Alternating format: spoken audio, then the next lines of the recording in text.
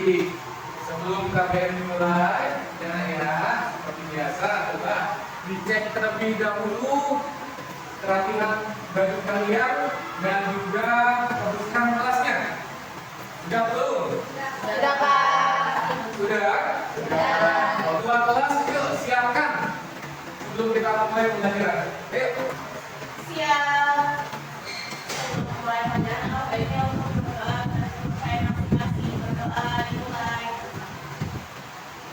Berdoa selesai. Salam. Assalamualaikum warahmatullahi wabarakatuh. Waalaikumsalam warahmatullahi wabarakatuh. Selamat pagi. Pagi. Selamat pagi. Pagi. Luar biasa. Bapak mengabsen terlebih dahulu sebelum kita mulai pembelajaran. Ya, Angelisa Putri, Anissa Krismawati, Siap hadir, Pak. Rizal, sakit juga ya?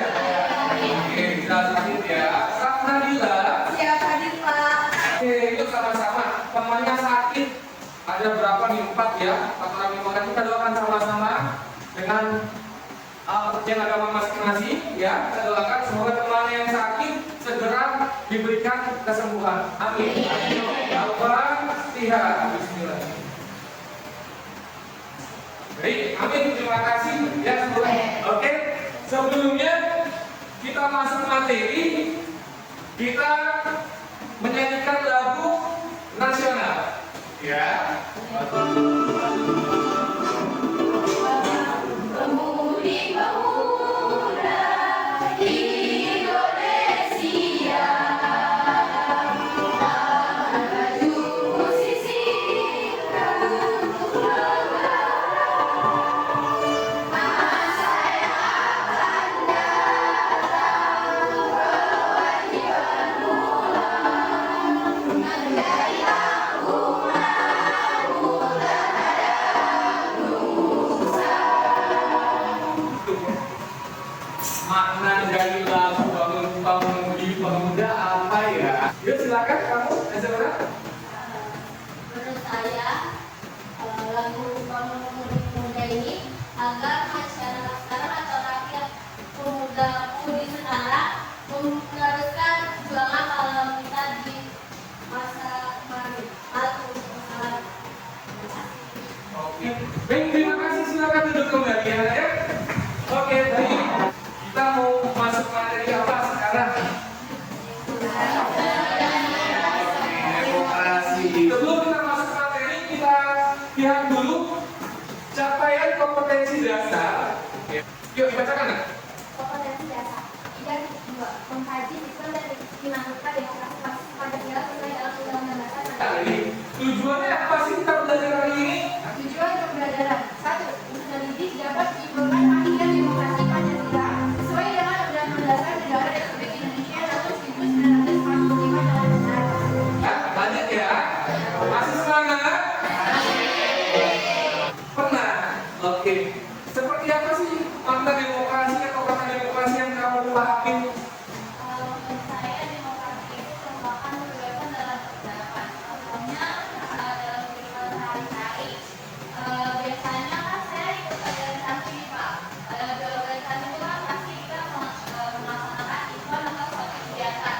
Setiap kegiatan yang ingin kita lakukan pasti kita harus berunding sama-sama menulis seluruh anggota organisasi, lalu kita menyampaikan semua pendapat dari anggota yang satu sama yang lainnya, nanti pendapat dikumpulkan, dijadikan usulan untuk kegiatan yang akan dilakukan.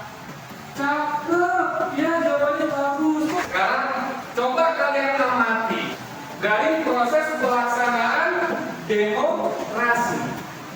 Ya, amati. Ini lagi ngapain? Pemilu, ya. Hah? Yang berapa? Kerusuhan demonstrasi, ya benar. Nah, sekarang coba kalian buka bukunya, buku kalian. Kamu baca materinya terkait mengenai demonstrasi kebun binatang. Ayo sana. Bapak kasih waktu kalian untuk membaca literasi di e-book yang sudah kalian buka di handphone kalian. Saya kasih waktu, aku kasih waktu kurang lebih 5 menit. Ya, oke, silakan Nina. Bapak kasih pertanyaan di aplikasi Mentimeter. Nanti kalian jawab. Oke, siapa yang jawab? Oke, kamu ya? Oke, baca kami. Silakan. Karena pandangan seseorang dan cara berpikir seseorang berbeda sehingga dia harus beragam. ketika suaranya Tidak, karena merupakan pendapat sama artinya dengan melanggar kebebasan untuk berpendapat dan itu melanggar hak asasi pribadi seseorang. Bapak sering video, ini tanggapin ya. Dalam situasi seperti ini, jangan ada yang berpolemik dan jangan ada yang membuat kegaduhan-kegaduhan.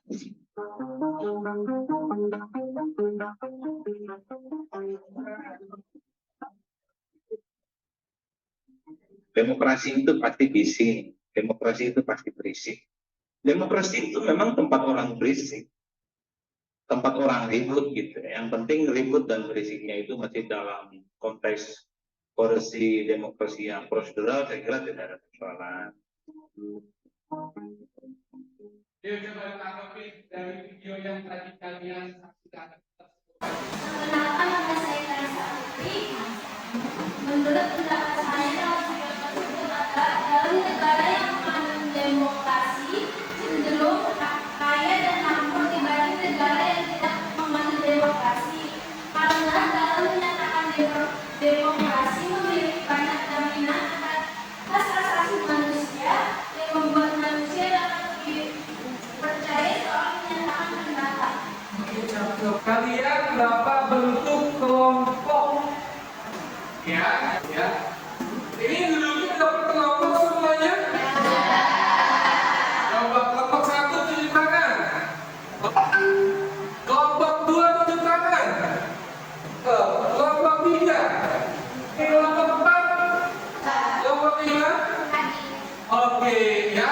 Jadi kalian berkelompok, kalian akan berdiskusi nanti terhadap LKPD yang Bapak kasih. Ya, nanti materi kalian terkait dengan ini nah. LKPD yang saya kasih nanti. Ya, nanti saya share ke grup WA ya.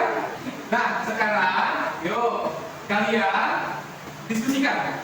Ya, diskusikan terhadap apa yang menjadi kajian materi kalian. Ya, betul. Yuk, ada kesulitan yang dihadapi. Yang lain ambil ya.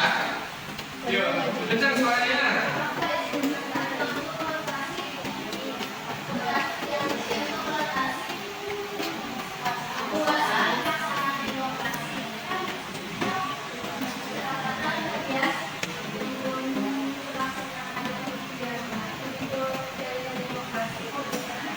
Oh, jadi kalau belum ada masa rotasi kekuasaannya itu bagaimana? Ya ceritakan aja, gitu ya. Ceritakan apakah ada rotasi kekuasaan di situ dengan apa ini? Rotasi kekuasaan terakhir kalau sudah seperti apa belum kenapa, gitu ya. Jadi kan alasannya, oke? Iya, kelompok 2 gimana coba? Akuntabilitas pelaksanaan demokrasi itu seperti apa? Oke, akuntabilitas, ada yang bisa jawab akuntabilitas pelaksanaan demokrasi seperti apa? Apa terhadap pelaksanaan demokrasi itu seperti apa? Ya, itu poin berapa? B ya. Akuntabilitas pelaksanaan demokrasi itu tanggung jawabnya seperti apa? Keterbukaannya seperti apa? Ya, gitu ya. Oke, lagi. Oke, kelompok 4. Coba gimana ada yang menanyakan? Cukup? Yuk lanjutkan diskusinya, ya. Jadi kalian analisis hasil diskusi kalian, hasilnya ke dalam Google Slide. Paham ya? Nah nanti kalian kalau sudah selesai diskusi, tentukan dulu perwakilan kelompok kalian untuk melakukan presentasi. Ya, jadi kalau dua siswa yang melakukan presentasi, Bapak pastikan lagi apakah kalian sudah duduk secara berkelompok sesuai arahan Bapak? Siapa presentasi hasil diskusi menggunakan Google Slide? Sudah siap semua? semua? Ada linknya? Oke, baik. Nanti Bapak kasih waktu kali ya, kurang lebih 2-3 menit untuk mempersiapkan presentasi. Ya, mana kelas 1? Siap? Oke. Assalamualaikum warahmatullahi wabarakatuh. Waalaikumsalam warahmatullahi wabarakatuh. Kami dari kelompok 1 tentang pelaksanaan demokrasi di Indonesia periode 1945 sampai 1949. Pada periode ini, Indonesia mengimplementasikan sistem pemerintahan demokrasi Pancasila. Pada masa ini terdapat banyak peristiwa politik seperti pengesahan konstitusi, pemilihan umum pertama, pembentukan kabinet, hingga pengunduran diri presiden pertama Indonesia dan dimulai krisis politik. Lalu, di demokrasi ini juga diwarnai oleh berbagai perselisihan dan di antara partai-partai politik. Selanjutnya, akuntabilitas pelaksanaan demokrasi. Pada periode 1945 sampai 1949 belum dapat dilaksanakan. Lalu, Insinyur Soekarno dengan penuh keyakinan memasukkan asas mufakat atau demokrasi tentang dasar negara Indonesia. Selanjutnya ada rotasi kekuasaan. Pada periode ini tidak ada rotasi kekuasaan karena pemilu pertama belum dilaksanakan pada periode ini karena sesuatu yang tidak dimungkinkan. Sampai sini apakah ada yang ingin bertanya? 1. Yuk. Nama saya Jana Hanifah, saya mau nanya, apa konstitusi yang diadopsi oleh Indonesia untuk demokrasi? Pertanyaan saya cepat, apakah ada yang ingin bertanya lagi? Saya. Perkenalkan, nama saya Syifa Yumaya dari kelompok 3. Pertanyaannya itu, apa saja tantangan internal yang dihadapi Indonesia dalam pelaksanaan demokrasi? Izin menjawab pertanyaan dari Jihan. Pertanyaannya, apa konstitusi yang diadopsi oleh Indonesia untuk demokrasi? Jawabannya, Indonesia mengadopsi Undang-Undang Dasar 1945 sebagai konstitusi profesional pada tahun 1945. Lalu prinsip-prinsip demokrasi, hak asasi manusia, dan kebebasan sipil. Terus saya ingin menjawab pertanyaan kedua dari Syifa Yumaya, yaitu apa saja tantangan internal yang dihadapi Indonesia dalam pelaksanaan demokrasi? Pada pelaksanaan ini terjadi perselisihan antara pihak yang mendukung sistem parlementer dengan pihak yang ingin menerapkan sistem sosial. Yaitu konflik ini mencerminkan perbedaan ideologi dan visi politik di antara pemimpin nasional. Ada yang bertanya lagi? Tidak ada? Paham semua? Ya, jadi periode 45 sampai dengan periode 49 itu masa di mana Indonesia baru saja ya, jadi gejolak politik yang ada di pemerintahan saat itu masih belum stabil. Intinya itu ya. Makanya belum ada yang namanya pemilu pertama. Dan di situ juga baru ada presiden dan wakil presiden. DPR itu belum ada. Ya. Nah, makanya fokusnya itu masih bagaimana menata sistem pemerintahan yang baik. Bagaimana menata sistem demokrasi yang baik. Gitu ya. Kan banyak itu. Tahun 45 ke 49 masih adanya pemberontakan, masih adanya penjajahan Belanda masih di Indonesia. Gitu ya. Jadi Indonesia masih fokus bagaimana upaya mempertahankan kemerdekaan. Itu ya. Terima kasih atas perhatiannya. Mohon maaf bila ada kekurangan. Wassalamualaikum warahmatullahi wabarakatuh. Oh, sudah temannya.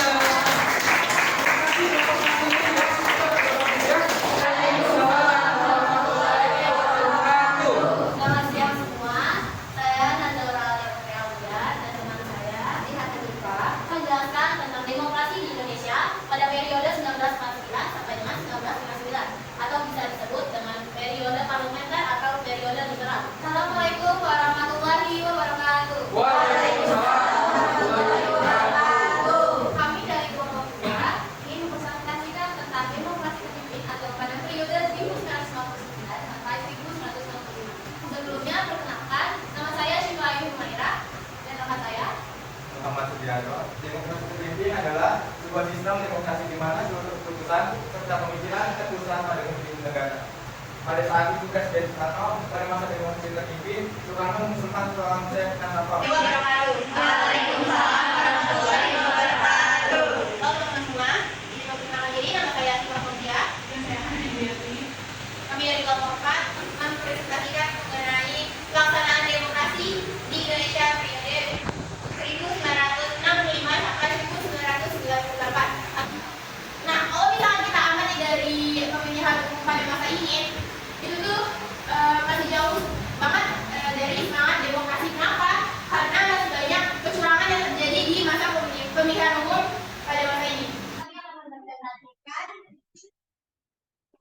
Demokrasi Indonesia periode 1998 sampai dengan sekarang atau disebut juga demokrasi era reformasi.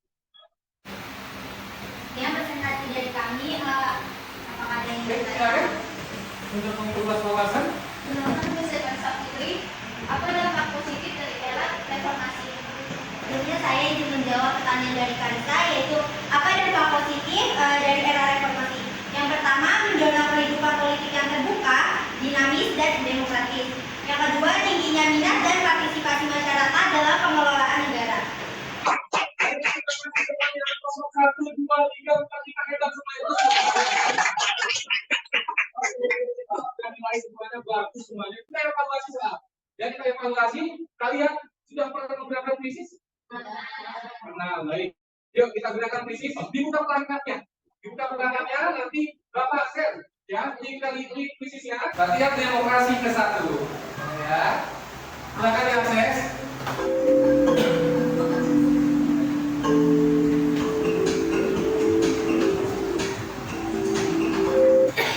Baik, kalau sudah kalian mengerjakan krisis, ya, nah ini dia nih, ya. Baik. Pertama, Nazwa Shifa. Kesimpulan apa yang sudah kalian peroleh dari pembelajaran hari ini? Yuk, silakan. Pada hari ini kita mempelajari demokrasi dari tahun ke tahun. Yang pertama dari tahun 1945 sampai 1949. Pada tahun ini belum terjadinya pemilu, tetapi telah menjadi agenda utama. Pada periode inilah terbentuknya partai politik pertama kalinya. Yang kedua dari 1949 sampai 1959. Pada tahun ini pemilihan umum pertama kali dilaksanakan pada tahun 1955. Selanjutnya ada 1999 sampai 1965. Periode ini bisa disebut dengan demokrasi terpimpin. Pada periode ini yaitu presiden terpilih dibuat pada 5 Juli 1999. Kenapa presiden dibuat? Yaitu karena oleh kegagalan Badan Konstitusi untuk menetapkan undang-undang baru. Lalu demokrasi 1965 sampai 1999 atau bisa disebut Orde Baru atau Pancasila. Pada tahun ini konsekuen sebagai kritik terhadap Orde Lama yang dianggap telah menyimpang Pancasila. Seperti ini diberi nama demokrasi Pancasila. Oke, baik. Selanjutnya masih ada 1998 sampai sekarang 2023 terjadinya amandemen Undang-Undang Dasar 1945, menghapuskan diferensiasi dan terakhir penerapan supremasi hukum. Terima kasih. Oke, baik, Pak, sudah kemana? Apa yang belum kalian pahami di pelajaran hari ini? Gak paham semua? Oke. Apa yang kalian rasakan akan proses pelajaran hari ini? Sangat menyenangkan, biasanya menyenangkan. Apa lakukan, menyenangkan. Sangat menyenangkan. Pasti ada jawaban yang benarnya dan ada yang salahnya. Terus kalau Google Slide kita jadi tahu kalau misalkan kali itu langsung muncul presentasinya. Oke, cakep. Ya. Pak Dewasa, materi pembelajaran kita hari ini ya cukup sekian ya. Namun untuk pembelajaran minggu depan ya kalian pelajari materi selanjutnya ya. Kalian baca halaman 150 sampai dengan 155 itu ada di e-book kalian ya. Nanti kalian diskusi dengan teman kalian berdua saja. Ya, tutup pembelajaran ini dengan doa. Sebelum mengakhiri kelas pembelajaran hari ini, alangkah baiknya untuk berdoa menurut percaya masing-masing. Berdoa dimulai. Berdoa selesai, memberi salam. Assalamualaikum warahmatullahi wabarakatuh. Kalau kita ucap sama-sama, alhamdulillah. Assalamualaikum warahmatullahi wabarakatuh.